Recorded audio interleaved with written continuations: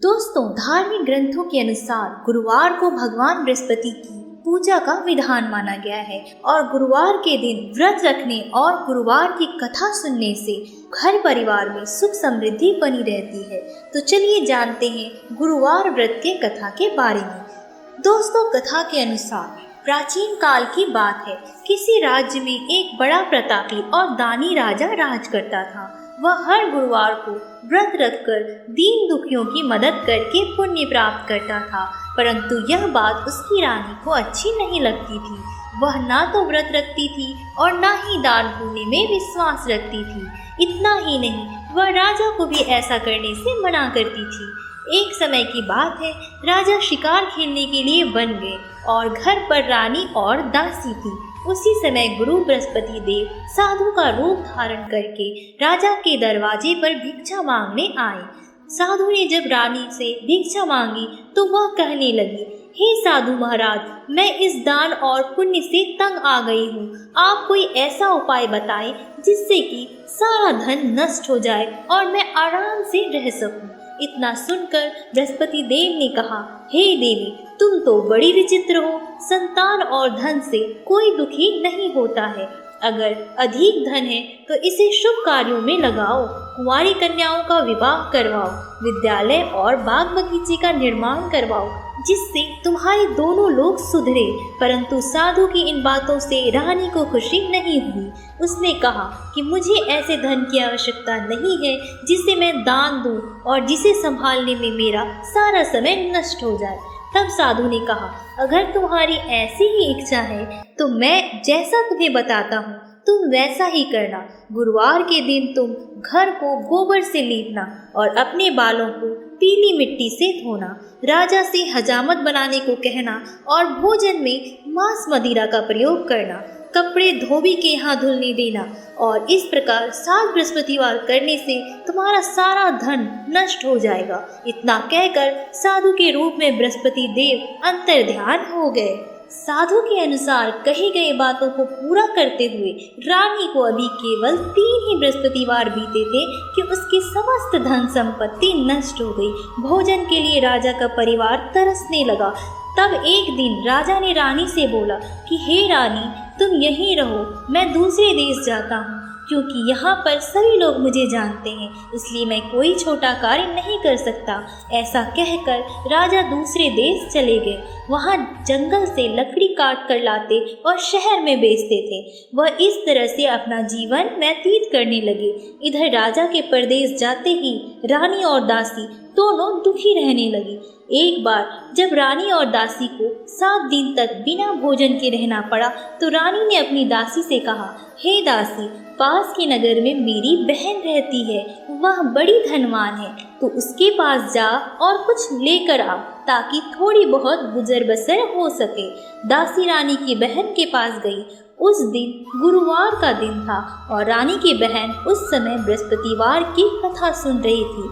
दासी ने रानी की बहन को अपनी रानी का संदेश दिया, लेकिन रानी की बड़ी बहन ने कोई भी उत्तर नहीं दिया। जब दासी को रानी की बहन से कोई उत्तर नहीं मिला तो वह बहुत दुखी हुई और उसे बहुत क्रोध भी आया।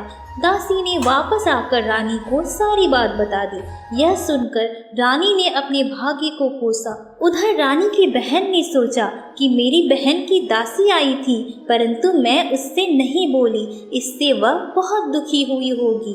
कथा सुनकर और पूजा समाप्त करके वह अपनी बहन के घर गई और कहने लगी, हे बहन, मैं बृहस्पतिवार का व्रत कर रही थी। तुम्हारी दासी मेरे घर आई थी, परंतु जब तक कथा होती है तब तक ना तो उठते हैं और ना ही बोलते हैं, इसलिए मैं नहीं बोली। बताओ दासी, तुम क्यों आई थी? रानी बोली, बहन, तुमसे क्या छुपाऊं, हमारे घर में खाने तक को अनाज नहीं है। ऐसा कहते कहते रानी की आंखें भर आई। उसने दासी समेत पिछले 7 दिनों से भूखे रहने की पूरी बात अपनी बहन को बता दी। रानी की बहन बोली, देखो बहन, भगवान बृहस्पति देव सबकी मनोकामनाएं पूर्ण करते हैं। देखो, शायद तुम्हारे घर में भी अनाज रखा हो। पहले तो रानी को विश्वास नहीं हुआ, पर बहन के आग्रह करने पर उसने अपनी दासी को अंदर भेजा तो देखा सचमुच अनाज से भरा एक घड़ा मिल गया। यह देखकर दासी को बड़ी हैरानी हुई।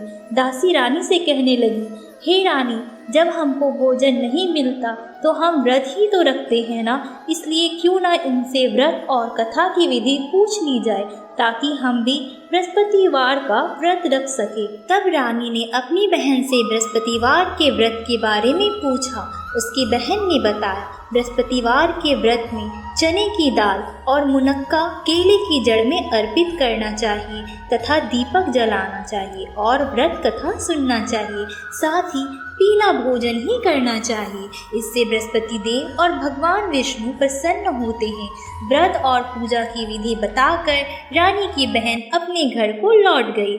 7 दिन के बाद जब गुरुवार आया तो रानी और दासी ने पूरे नियम के साथ व्रत रखा। वह घुड़साल में जाकर चना और गुड़ लेकर आई, फिर उससे केले की जड़ तथा भगवान विष्णु की पूजा की। अब पीला भोजन की चिंता को लेकर दोनों बहुत दुखी हुई।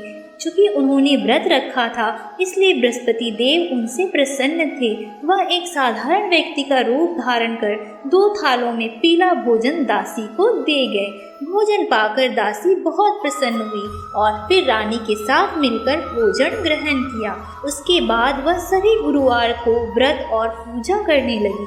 बृहस्पति देव की कृपा से उनके पास फिर से धन संपत्ति आ गई, परंतु रानी फिर से पहले की तरह आलस्य करने लगी। तब दासी बोली, देखो रानी, तुम पहले भी इस प्रकार आलस्य करती थी। तुम्हें धन रखने में कष्ट होता था, इस कारण सभी धन नष्ट हो गया और अब जब देव बृहस्पति की कृपा से धन मिला है तो तुम फिर से आलस्य करने लगी हो। रानी को समझाते हुए दासी कहती है, बड़ी मुसीबतों के बाद हमने यह धन पाया है, इसलिए हमें दान पुण्य करना चाहिए, भूखों को भोजन कराना चाहिए और धन को शुभ कार्यों में खर्च करना चाहिए। इससे तुम्हारे कुल का यश बढ़ेगा, स्वर्ग की प्राप्ति होगी और पितृ भी प्रसन्न होंगे। दासी की बात मानकर रानी अपना धन शुभ कार्यों में खर्च करने लगी। इससे पूरे नगर में उसका यश बढ़ने लगा। बृहस्पतिवार कथा के बाद श्रद्धा के साथ आरती की जानी चाहिए और इसके बाद प्रसाद बांटकर खाना चाहिए।